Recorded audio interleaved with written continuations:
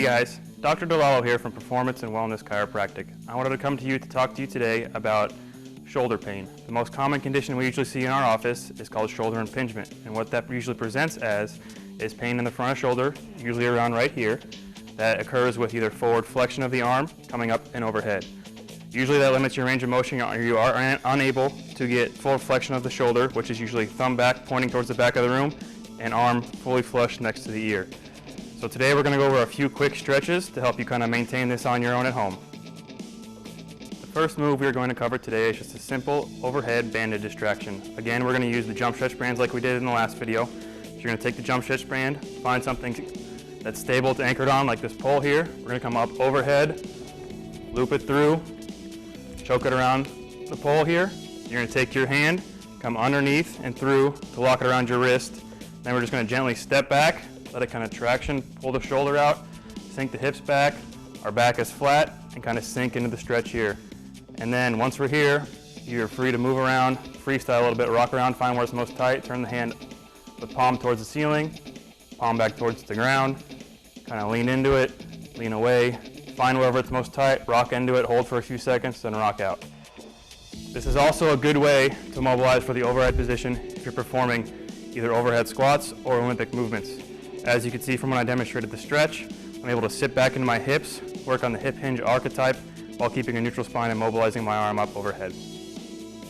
The next mobilization we're going to do is again for an overhead position, or if you're trying to achieve a better front rack, front squat, or clean position.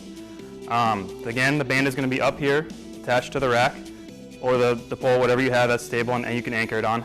You're going to wrap your hand through to anchor it, face forward, keep your arm as close as you can to your ear, walk out till you get some good tension, and from here, you're going to point your palm up towards the ceiling. You're going to feel a good amount of pull through the tricep here, into the shoulder, some of the teres, and the lat as well. And then the same rules apply as before. You can rock side to side, play with the hand position, palm up, palm down, lean into it, lean away. Again, the key is find wherever is most tight, rock into that for a few seconds, and rock out. The next mobilization we're going to perform is a great opener for the chest, the anterior shoulder here, and mainly the pec as well. We're going to use the jump stretch band. Again, wrap your hand through, anchored around the wrist. This time we're going to step out, turn the palm up towards the ceiling, and kind of open up this front part of the shoulder and pec here. Again, you can place one foot forward to kind of anchor yourself a little better. Lean forward, maintaining neutral spine, standing up tall. And you can then, from here, you should feel a big stretch from the delt all the way in through your chest here. And if you want, you can even lean your head away, and you'll feel a stretch start to pull up in here in your neck. The next mobilization we're going to perform is actually one of my favorite mobilizations. We're going to use this med ball here to kind of open up the front of the chest and the anterior shoulder as well. So what we're going to do, it's called a med ball smash. So we're actually going to lay on the med ball. You're going to start with your hand behind your back and place the med ball right here where the shoulder and the chest meet. So get in position. You can frog leg that other leg out to the side to give yourself some more stability. And then you can also turn your head away and you'll grab some portions of your neck as well. So roll back and forth, oscillate, find where it's most tight. Most of you will be tendered up here right where the shoulder and the chest, the pec kind of meet. Hang out for a little bit, let those tissues diffuse. And then once you're ready, you can start to bring the arm up overhead, add in some movement, and get some active release going. You can bring the arm out to the side, up overhead, change the hand position, thumb up, thumb down. You can also work on just some straight overhead pressing, and you'll get a nice active release in the chest and really open up this area. After we've released the tissues surrounding the shoulder to grant you some more mobility, now it's time to use some exercises to help you generate some stability and keep that range of motion you've just created in your shoulder. A great way to do that is to do a bottoms-up press with a kettlebell. You're going to take the kettlebell, hold the handle with the bell facing up towards the ceiling.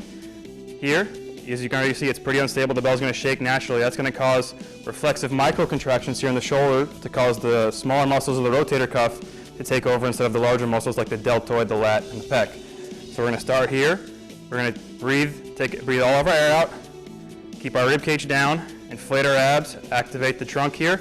We're going to press up overhead, as so, trying to get the arm as close in line with the ear as possible. I'll do this from the side as well.